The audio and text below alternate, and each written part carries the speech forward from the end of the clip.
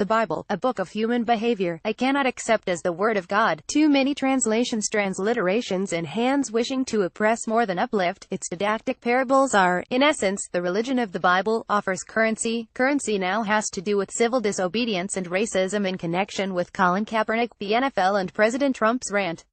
Kaepernick has a commonality with biblical Moses. Kaepernick, biracial, was adopted by a white middle-class family where he became a son. Exodus chapter 210. A quarterback, prince in college and professional football, and like Moses, knowing his cultural heritage, sacrificed position and wealth protesting the police brutality routine to African-American life, and like Moses, married a black woman. Numbers 121. Kaepernick's lack of patriotism incensed Trump as Ma-assisted Pharaoh, whom Eric Alterman in The Nation September 11 declares Trump has attracted the affection of both American Zionists, neocons, as well as the alt-right neo-Nazis. Trump's patriotic right-wing Christian followers believe label kneeling as a traitorous unconstitutional act against the flag and insult to the military. Deuteronomy chapter 579. You must never have any other gods against my face. You must not make for yourself an image, any form like anything that is in the heavens above or that is on the earth underneath or in the waters under the earth. American flags off and Chinese imports are man-made, graven images. An army, according to the Bible, only succeeds if God directs the battle. Psalms 12:71. Thereby Trump's patriotic rants are paganisms. PN to the alt-right. Second shot sheer drowned the world in Dylan Roof's race war.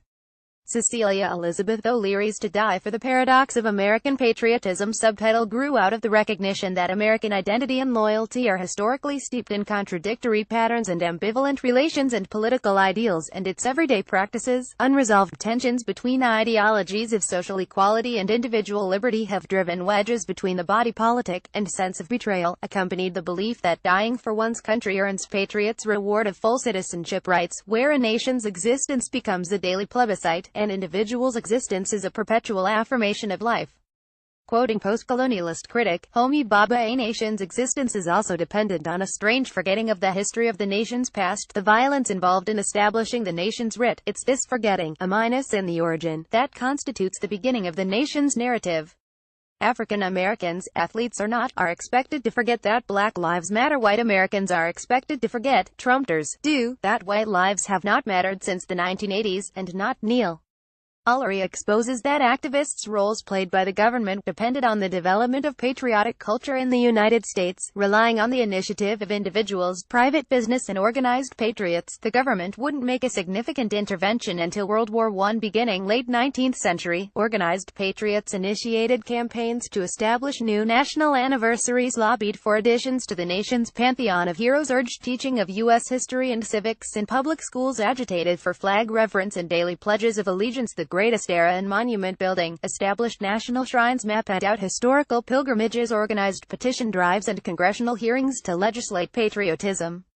Charles H. Long's essay, Civil Rights, Civil Religion, Visible People and Invisible Religion, extrapolates civil religion emerges as a parallel structure alongside revealed religion and its institutions, or it may borrow symbols from the revealed religion. A great deal of the writings and discussions of American religion has been ideologically serving to enhance, justify, and render sacred the history of European immigrants, not peoples of color. The flag and the Star-Spangled Banner are the bread and the wine of American civil religion that creates an invisibility of blacks and other peoples of color.